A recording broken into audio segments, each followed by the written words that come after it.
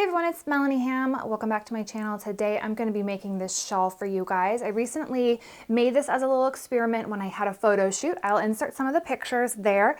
I wanted a really beachy shawl type of look. So I used this like t-shirt yarn. It's like a home deck kind of yarn. It's really bulky, so it works up pretty quickly. If you wanted to make this, it's not, super time intensive, although it does take time. But, I made it sort of like the week before my photo shoot because I wanted to have some crochet featured in some new photos. I'm going to show you like a mini version since I already made a full one. I'm going to do a mini version here on camera for you guys, show you how to do the body of it. And then I actually have a border around the outside. It just kind of created a little bit better finished edge. And then I've got a unfinished kind of fringe. You'll be able to cut this more straight line if you want to, but mine was beach photos, so a kind of raw edge was what worked for my photos. All right, so the sizing on this, my shawl is 65 inches long, and you need your foundation chain to be a multiple of 2. So make your foundation chain. Mine was about 136 chains long. You can adjust that number for sure. Just make sure that it is a multiple of 2. So what you need to do to get started is start with a slip knot like normal. And then we will chain the length of foundation chain you want. Again, if you want it about 65 inches long, you will need to chain about 136. Just make sure it is a multiple of 2. So I'm making my demonstration here smaller than that, but you will just modify it to whatever size you want. 1, 2, 3,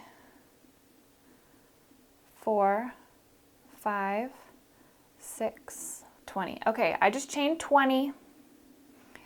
Foundation chain, make sure that your foundation chain is not too tight. That's a very common beginner mistake, so just keep an eye on that. Okay, so now we are going to double crochet in the 4th chain from the hook. So here's 1, 2, 3, 4. So the 4th chain over, you don't count the one on the hook.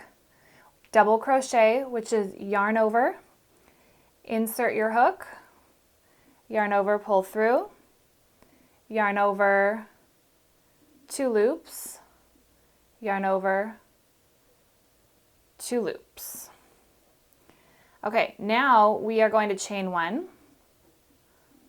Chain 1, make sure that your chain 1s are not too small. We're going to skip one of the foundation chains and we're going to do another double crochet in the next one over. Okay, so the chain 1 goes with this guy, then another double crochet here. So yarn over, insert, yarn over, pull through, yarn over, 2, yarn over, 2. Chain 1, skip a foundation chain, double crochet.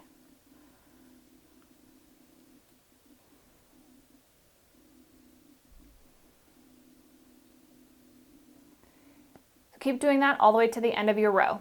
Okay, when you reach the end, you need to be putting a double crochet in the last chain. Okay, so if you don't have this at the end, then you made a mistake along the way.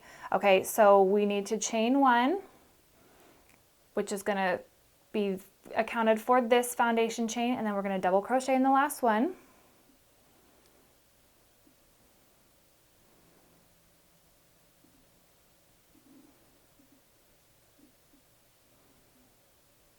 Okay, now we're going to chain 3. 1, 2, 3.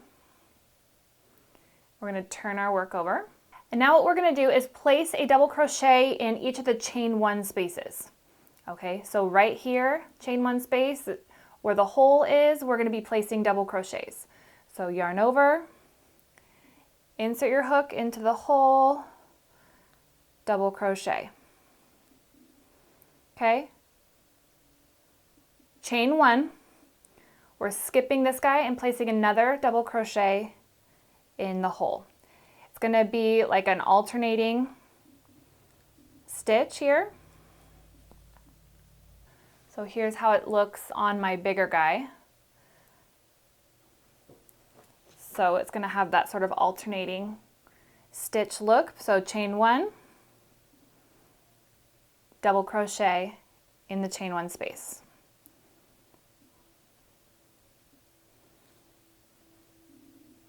So do that going all the way down the second row. Right, once you hit the end here, we're going to chain 1, and then we're going to double crochet in the top chain of this turning chain down here. So right here, I'm going to double crochet,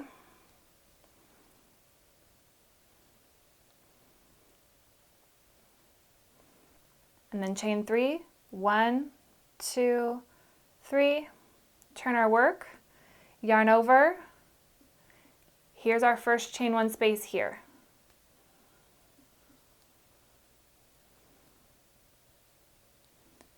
Chain 1, and now you're going to do the same thing all the way across. Chain 1, double crochet in the chain 1 space.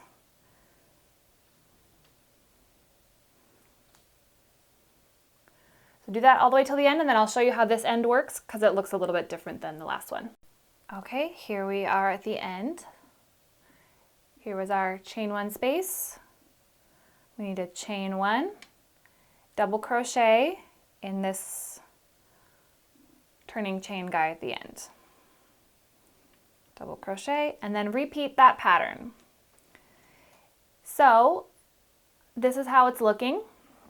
Of course, yours will be a lot larger than this with whatever size you've determined for your foundation chain. And keep going with this pattern until you reach the width that you want. My width is 16 rows. So you're going to do that back and forth about 16 times. If you're using the same kind of yarn and hook size as me, that means it's going to be about 11 inches. Maybe about 10 and a half, and then we'll put a border around it. So that bumps up a little bit here where we have the border. So continue along with that pattern, make your shawl as large as you like, and then I will show you how we're going to put our little border on and add the fringe. Okay, so pretend like this little rectangle represents your entire shawl. All right, so once you get to where you are finishing off, what we're gonna do is do our border, and we're only doing the border on 3 sides. So I'm going to take my border and go up the left side across our initial foundation chain. That's an important part because I like how you can attach the fringe better to the working part of the yarn rather than the foundation chain. It's just a little bit harder to get the fringe in there. So we're going to go down along the side, along the foundation chain, back along the side, and then we will finish it off. Then we will attach our fringe. We'll attach the fringe to this side of the shawl. The border is just going to be a single crochet border. Super, super easy. So while you're here, it's a little bit tricky to see sometimes. And the biggest moral of the story is to make a border so that you can have it lay flat and nicely along the side. Let me show you the example on my bigger piece here. So this is the side that I'd be working on. So this was the side to finish with the fringe, and this is the border. You want it to lay flat. If there's too many stitches, it will begin to ruffle. And if there are too few, then there will be, too much stretching and too much space in between the stitches. Okay. So you can see here, most of the time along a double crochet, I have 2. Those are single crochet stitches. And then I've got another 1 in here. Sometimes you do a little less, sometimes you do a little fewer. It kind of depends on how big your stitches are, depends on a couple of variables also. So I'm just going to start placing single crochet stitches right in here, which is insert your hook, yarn over, pull through, yarn over, pull through both loops. That's a single crochet. So now I'm going to stick 1 here in the end. Insert your hook, yarn over, pull through, yarn over, 2 loops. All right. So Maybe we'll do 2 in here. We want everything to lay nice and flat. So see how that's laying flat? We don't have any rippling, we don't have big stretches in between each stitch. So that's the look that you want it to be, going all the way around. So do the border on the left side, like if you're looking at it this way, on your left side, and then I'll help you when you get to the corner. Here is how the corner looks on my finished shawl. And we need to add a few extra here to be able to nicely round the corner. Here we are. There's a spot right in here, which is a nice little spot to put our extra stitches. We need to have 3 to nicely go around that corner. So there's 1, 2, and 3. And then we can continue on with our single crochet border stitches. So now we're going along the foundation chain. We're going to need to put some in the base of those double crochets, and then 1 in those chain 1 spaces, or where the foundation chain was skipped over. So we kind of do 1 there, 1 there. This side, these sides where you can see the more delineated stitches, it's not the sides of the stitches. Oh, I yarned over first. You can kind of get a better idea of exactly how many stitches you should have in there.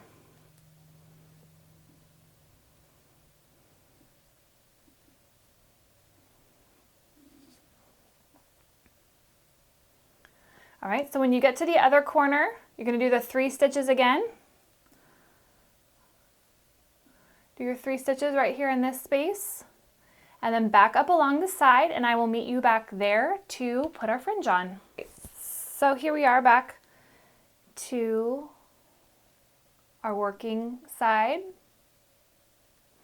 So after you have completed the border going all the way down, we are just going to insert our hook.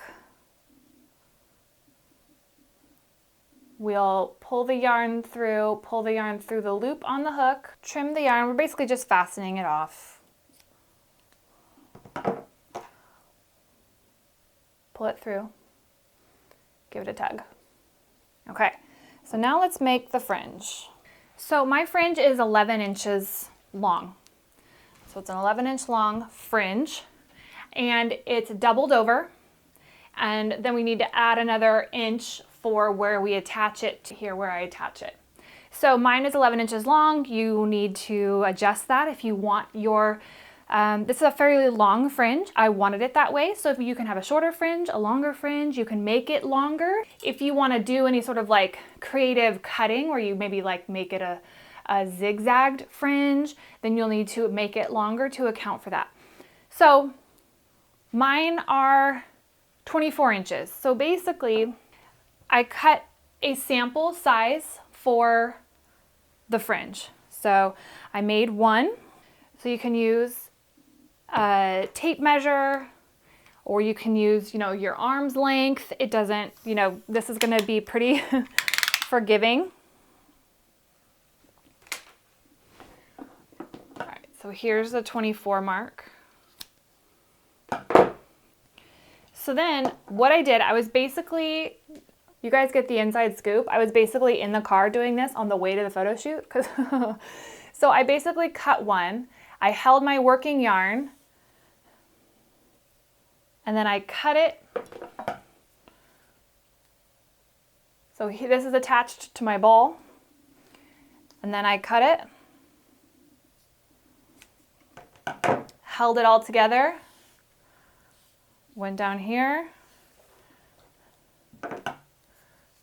cut it, hold them all together, came down here, cut it, and basically just like sat there and made like a huge handful of these. And then just keep one aside so that then you can use that one as your guide when you're finished putting all of these on your shawl. Okay, so we will attach these to our little sample guy. And one of the tips is to leave your tail long enough that that can just get right included in the fringe. Then you don't have to weave it in at the end. I don't like weaving in crochet yarn, so I try to avoid that whenever I can. But you're basically going to insert your loop up like this. Take your 2 strands, put it through the loop,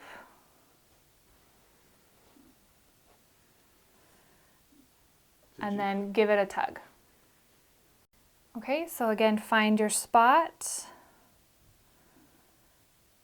And you can attach this in lots of different ways. It really is kind of up to you and your kind of what makes sense. Pull the loop up. Bring your 2 strands through the loop.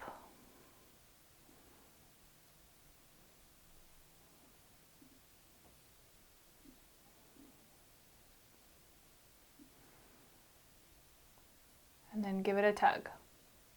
So you see on this side, it looks like this. On this side, it looks like that. So whatever side you like better could be on the side of your shawl. It really will be a reversible shawl. It won't really matter. When you're done, if you want a cut edge, get a really nice pair of scissors. Make sure everything is straightened out, and then you'll use some really nice scissors.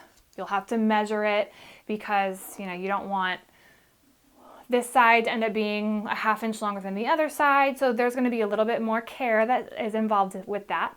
And then take some really nice scissors like these and cut along the bottom. And that's pretty much it. That's how you make this beachy shawl.